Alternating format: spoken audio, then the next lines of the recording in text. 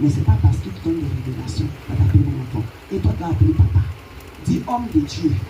Homme de Dieu, servant de Dieu. Il ne faut jamais dire papa, maman. Ce n'est pas respect.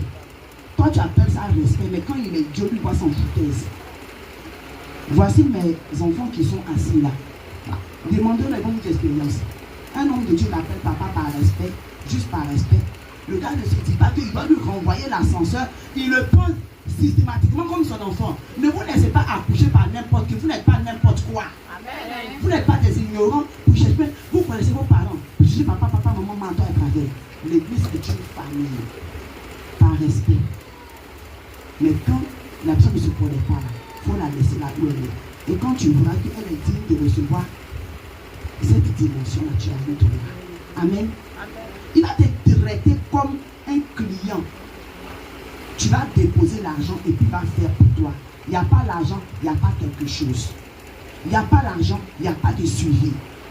Tu ne comprends pas pourquoi, mais tu aimes là-bas parce que c'est glacé, c'est climatisé, c'est bien. L'église est une famille. Et quand tu vas, ils sont organisés parce que c'est une entreprise. Chacun connaît son rôle, chacun sait ce qu'il a à faire. Alléluia. Ce n'est pas la taille de la famille qui fait la famille. C'est la qualité des membres de la famille. Et le premier précepte, que chacun ait sa responsabilité en charge. Même dans une maison, si celui qui doit laver assiette ne lave pas les assiettes, il y a un désordre. Si celui qui doit parler ne parle pas, il y a un désordre. Si celui qui doit tout simplement, comment je peux dire ça, donner l'argent de la popote, ne donne pas, il y a un gros désordre. Il y a un gros désordre. C'est pareil pour l'église. Nous formons une famille. Et dans cette famille, nous avons quelqu'un qui nous oriente, qu'on appelle notre Dieu. Et notre Dieu, il nous parle aujourd'hui par son esprit. Et son esprit, il l'utilise par le biais d'une seule personne, d'un seul canal. Je veux te dire que là où tu es quelqu'un qui cherche à partir à Canaan. Quand tu vas à Canaan, là, c'est un seul berger, pas deux, pas trois. Le peuple d'Israël avait, comment on appelle, Josué avec eux. Mais Josué ne parlait pas tant que, comment il s'appelle, Moïse était présent. Lorsque le peuple devait aller se battre contre l'armée de Sisera, il fallait que Dieu utilise Déborah.